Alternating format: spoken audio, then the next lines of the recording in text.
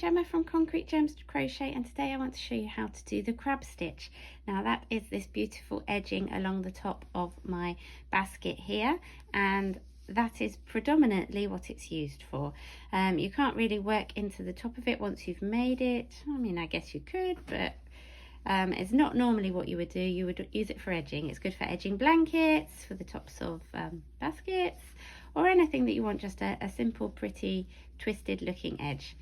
Now, the crab stitch is also called the reverse single crochet. In UK terms, that would be the reverse double crochet, and it's really easy to make, if not a little bit cack-handed. So essentially what you're doing is, as the reverse single crochet name suggests, is you're working your single crochets backwards. So if you're a right-hander, you would normally work from right to left. A left-hander's the other way around. But in crab stitch, you work from left to right. So you're kind of twisting the yarn over itself. I'll show you now. So I've got one that I'm working on here.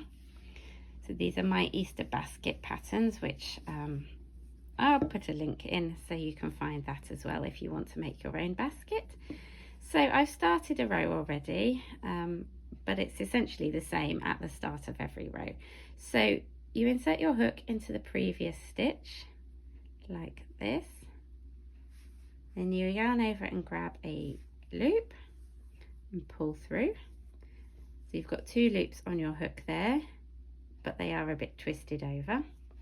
Then we yarn over and we pull through both of those loops.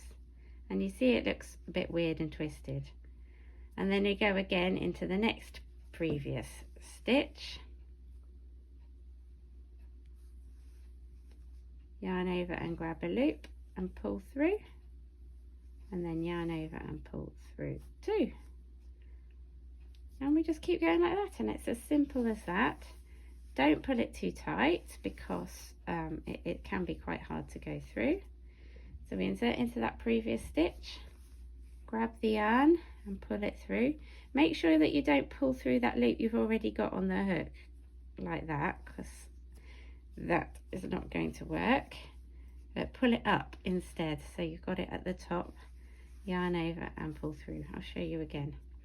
Insert into that previous stitch, yarn over and pull through, but not going through your other loop. Pull it up to the height, yarn over and pull through the remaining loops. Okay, and you just keep working backwards around your piece of work, doing the same thing, and you will create this lovely kind of bit textured but very lovely finished off edge. And that's it really. Thank you for watching my tutorial. I hope you have learned something. I hope you've enjoyed it, and I will see you again for another tutorial really soon.